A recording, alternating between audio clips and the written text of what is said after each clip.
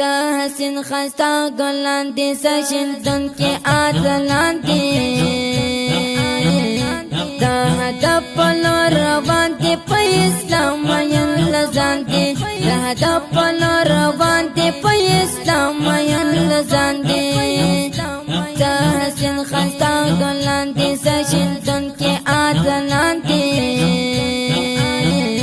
دا هدف پلو روان دی پا اسلام ین لزان دی دا هدف پلو روان دی پا اسلام ین لزان دی دا یدا مین پتا دی ستالا خدنم قربان دی